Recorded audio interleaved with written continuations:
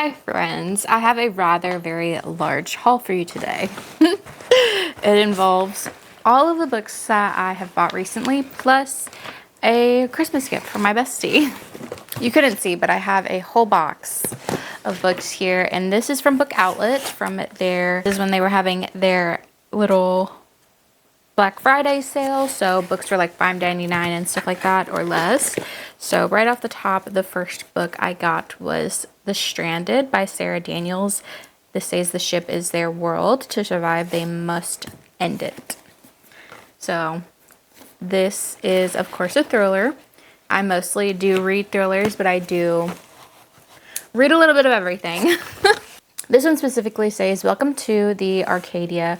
Once a luxurious cruise ship, it is now home to the stranded.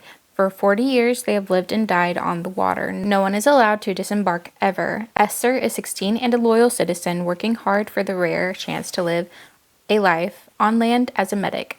But her plans are derailed when she saves the injured Nick, a rebel intent on a dangerous strategy to liberate the Arcadia. Both are willing to risk everything to reach dry land, but as they become more involved in the rebel cause, they find themselves at the crux of a revolution where their choices will decide the fate of everyone on board. So, I'm really intrigued to see what that's about.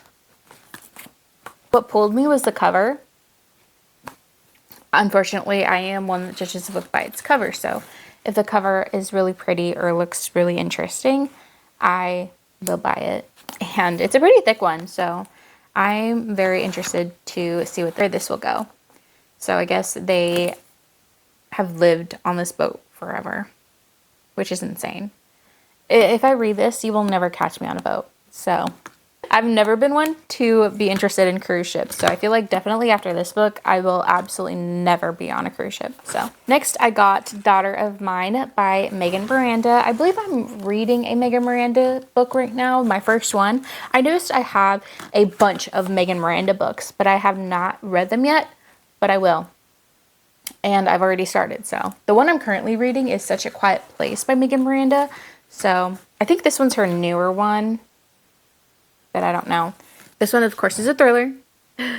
This one says the discovery of the first car was a shock. The second was a pattern, a warning, and the key to a decades-old mystery that may be better off left to the past. Mirror Lake, nestled in the mountains of North Carolina, is a beautiful waterfront community where neighbors know neighbors. Family businesses are the norm, and the small town way of life seems to go on years after year, uninterrupted. When the long-serving detective dies suddenly, his daughter, Hazel Sharp, returns home after nearly 10 years away. Wary of the place and people she's left behind, but Hazel isn't the only relic of the past to resurface.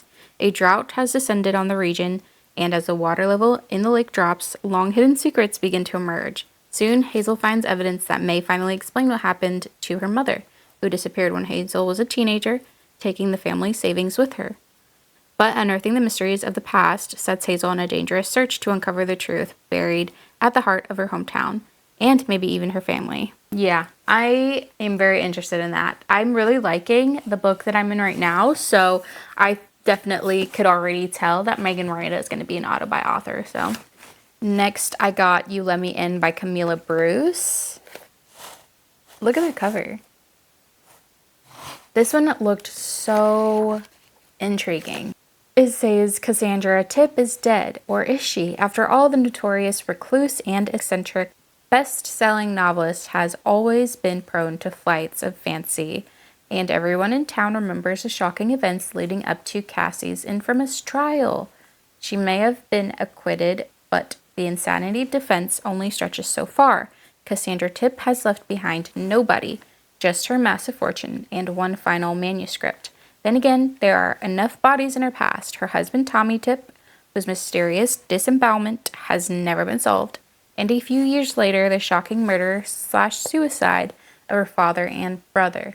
Cassandra Tipp will tell you a story, but it will come with a terrible price. What really happened out there in the woods, and who has Cassie been protecting all along? Yeah, this sounds like it's gonna be creepy and dark, and secrets are gonna be spilling. Oh, I'm so excited. Freida McFadden is one of my auto-buy authors. I have read 7 of her books and I still have several more. This behind me is my physical TBR. So we're not going to talk about that. I got another Freida book. This one's The Locked Door. I haven't read this one yet. This one says some doors are locked for a reason. While 11-year-old Nora Davis was up in her bedroom doing homework, she has no idea her father was killing women in the basement until the day the police arrived at their front door. Decades later, Nora's father is spending his life behind bars, and Nora is a successful surgeon with a quiet, solitary existence. Nobody knows about her past, and she'll do anything to keep it that way. Then one of her young female patients is murdered, killed in the same unique, horrific manner that her father used to kill his victims. Somebody knows who Nora is. Somebody wants her to take the fall for this unthinkable crime. But she's not like her father. The police can't pin anything on her, as long as they don't look in her basement. I've heard about this one a lot, and I hear this one's really good, but I also have heard mixed reviews on it lately, so I don't know. My personal favorite of Freida's is Never Lie. That one is my top one. I can show you a ranking of what I've read currently and where they're at on my shelves because it's my prized possession. I got All the Dangerous Things by Stacey Willingham. It is time that I read this fucking book because I hear so much about it. I hear this one's like phenomenal. So I need to read this one. This one says, 1 year ago, Isabel Drake's life changed forever. Her toddler son Mason was taken out of his crib in the middle of the night while her and her husband were sleeping in the next room. With little evidence and few leads for the police to chase, the case quickly went cold. However, Isabel cannot rest until Mason is returned to her, literally, except for the occasional cat nap or small blackout where she loses track of time. She hasn't slept in a year. Isabel's entire existence now revolves around finding him, but she knows she can't go on this way forever. In hopes of jarring loose a new witness or buried clue, she agrees to be interviewed by a true crime podcaster. But his interest in Isabel's past makes her nervous. His questioning, paired with her severe insomnia, have brought up uncomfortable memories from her own childhood, making Isabel start to doubt her recollection of the night of Mason's disappearance, as well as second-guessing who she can trust, including herself. But she is determined to figure out the truth no matter where it leads. I've heard so many good things about this book. I heard it is phenomenal. I read A Flicker in the Dark by her as well, and I really, really liked it. So I hear this one's amazing. I have heard not a lot of people like A Flicker in the Dark, but I liked it. So that's all that matters. The Therapist by B.A. Paris. I've read Behind Closed Doors by B.A. Paris, and I remember I liked that one a lot. So I've been eyeing The Therapist by B.A. Paris for a long time, so I had to get it. This one says, nothing is deadlier than discretion. Alice and Leo have just moved in together to The Circle, a gorgeous gated community in London, but when Alice tries to get to know their neighbors, she discovers a devastating, grisly secret about her new home, and begins to feel a strong connection with Nina, the therapist who lived there before. Alice becomes obsessed with trying to piece together what happened, but none of her new neighbors want to talk about it. Soon it becomes clear to Alice that things are not at all as they seem. I know I really like Behind Closed Doors, so I know I'm really probably going to like this. Anything involving like a thriller and a therapist, psychological thriller is, I'm obsessed. I am so excited for that. Not a thriller, I got Mr. Fixer-Upper by Lucy Score. This caught my eye. This is going to be my first Lucy Score read. I know she has that one trilogy. Is it in here? I don't remember what they're called. The Knock 'Em Out series. Respectfully, I don't think I will ever read that, but I am interested to see this one. I almost bought the Christmas fix from her, but I did not. I have a few other Christmas books on my TBR for the month, but I'm excited for this one. This one says it's a constant battle on set between this sexy, grumpy renovation reality star and his no-nonsense field producer. Paige St. James has zero time for temperamental talent, especially flannel-wearing Gannon King, who acts like being in front of the camera is the last thing he wants. Mr. Sex in a tool belt has made it his mission in life to get rise out of her. But Paige is a master of locking down her temper. After all, they're on the road together, working long hours, renovating homes, and changing lives. When Gannon manages to find his way through the cracks in her professional facade, sparks fly, and hiding it from the cameras is all but impossible. Gannon is infatuated, but Paige knows she won't ever be taken seriously if she's caught sleeping with the star of her show. Except she can't seem to resist those big, rough hands, those smoldering hazel eyes, the dimples, the tool belt, that fiercely protective vibe. Too bad it's all about to come crashing down. I'm excited for this. This is like, I feel like this is going to be super good. I don't know. I love me a grumpy man. What can I say? Next, of course, another thriller, One of Us Knows by Alyssa Cole. This one says, look at that cover. I have another book by Alyssa Cole. I don't think I've read anything yet by Alyssa. A lot of these I've noticed are authors of mine. I don't know. I find it interesting. Anyways, this says, years after a breakdown and a diagnosis of dissociative identity disorder derailed her historical preservationist career, Kenetria Nash and her alters have been given a second chance they can't refuse, a position as a resident caretaker of a historic home.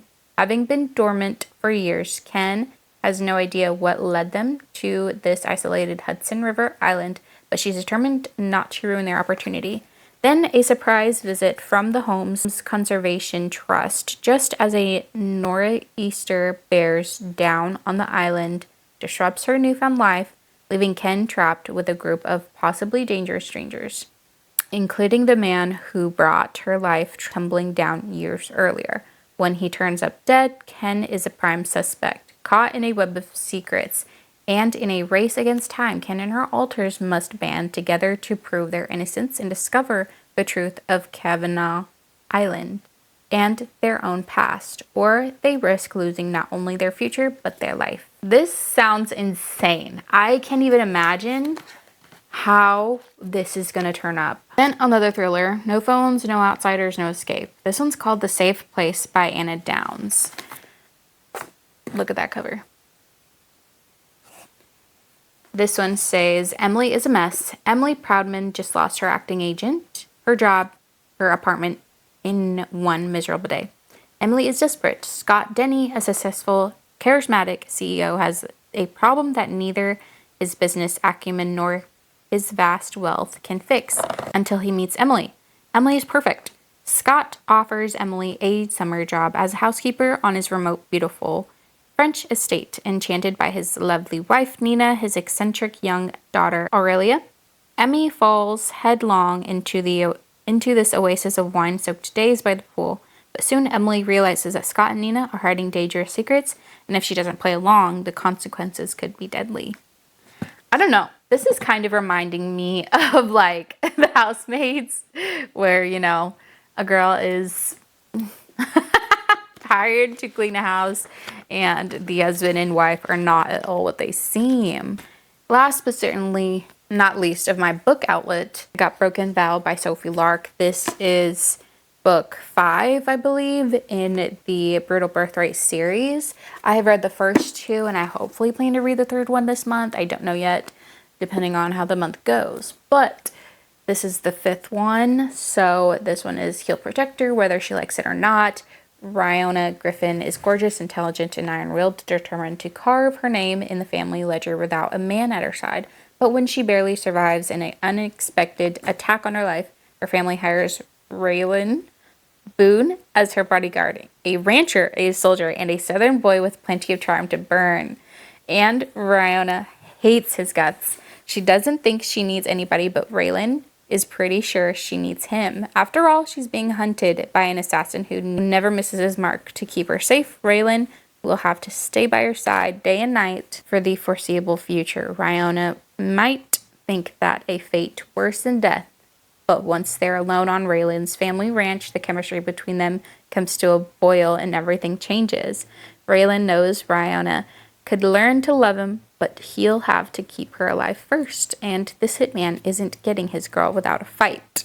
Oh, I've loved the first 2 books, and I know I'm going to enjoy this series a lot. I loved the first 2, and I know Riona, she's like a boss bitch, okay? She is the boss bitch. She is, I think, the eldest sister, or she's the middle sister, but she's like their lawyer, she does everything business-wise, so I know I'm gonna eat this one up, especially if she's like the grumpy one and like this man is a charming, cutesy, like black cat golden retriever type vibes. Like, oh, this is gonna be good. Yeah, I'm excited for that one. Next, I went into a little secondhand shop today and I bought 4 lovely little books.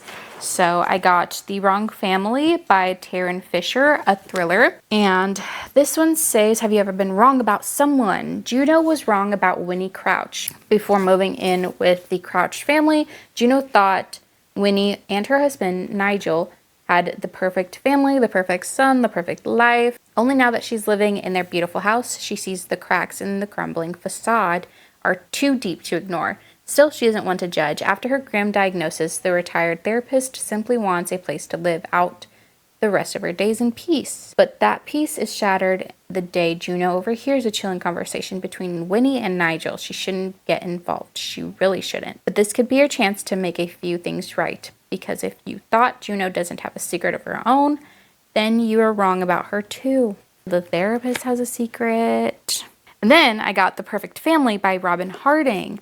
I believe I had read another book by Robin Harding, The Arrangement, and that one was really good. This says Thomas and Viv Adler are the envy of their neighbors, attractive, successful with well-mannered children and a beautifully restored home, until one morning when they wake up to find their porch pelted with eggs. It's a prank, Thomas insists, the work of a few out-of-control kids. But when a smoke bomb is tossed onto their front lawn and their car's tires are punctured, the family begins to worry. Surveillance cameras show nothing but grainy images of shadowy figures in hoodies, and the police dismiss the attacks as merely the work of bored teenagers.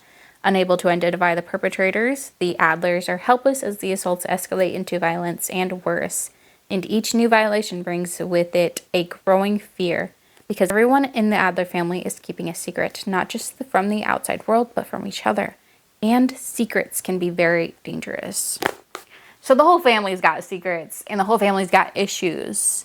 That's amazing. Next, I got Where the Dead Sleep by Joshua Moling. The name of this author sounds familiar, so I probably either have another book of theirs, either I bought it and haven't read it yet, or I have read it and I can't find it. This one says a small town's dark secret turns deadly when an early morning call brings Deputy Ben Packard to the scene of a home invasion. He finds Bill Sanderson shot in his bed. Bill was a well-liked local who chased easy money his whole life, leaving bad debts and broken hearts in his wake. Everyone Packard talks to has a story about Bill, but no one has a clear motive for wanting him dead. The business partner, the ex-wife, the current wife, the high-stakes poker buddies, any of them or none of them could be guilty. As the investigation begins, tragedy strikes the sheriff's department, forcing Packard to make a difficult choice about his future, step down as acting sheriff, and pursue the quiet life he came to Sandy Lake in search of, or subject himself to the scrutiny of an election for sheriff, a job he's not sure he wants. There's a hidden history to Sandy Lake that Packard, ever the outsider, can't see. Bad blood and old secrets run deep, but an attempt on Packard's life means he's getting uncomfortably close to the dangerous legacy of the quiet Minnesota town, and someone will do anything to keep it hidden. So, a town full of secrets, somebody with bad issues and bad debt. Then I got The Hunger Games by Susan Collins. My bestie Ivy, she got this one as well a while ago. So I'm sure we all know what The Hunger Games is about. I'm not going to go into it, but I definitely do want to read this series because I really loved the movies. Then my gifts from my bestie Ivy. She has gotten her gifts already. Oh my god. Oh, this is so cute. I don't even know what I'm going to put in here. It's like a little flower case. You belong among the wildflowers. This is so cute. Oh my gosh. I don't even know where I'm gonna put this. And she got me this whole little basket. We'll get through it real quick. We got some chocolates. These look delicious. And then a hot cocoa ball. Me the e.l.f. Glow Reviver Lip Oil in the color Honey Talks. That's a stunning color. Mug cup. This is where I'm gonna be drinking my coffee out of this every day. Oh my gosh. And then a weighted eye mask. She said she has this and she puts it in the fridge to keep it cold. So I will be doing that. And then she got me some Sour Patch Kids watermelon. I freaking love these. Ooh. She got me my favorite candy ever, the Nerd Clusters. If you don't like Nerd Clusters, you're insane. Like, that is the best candy of all time.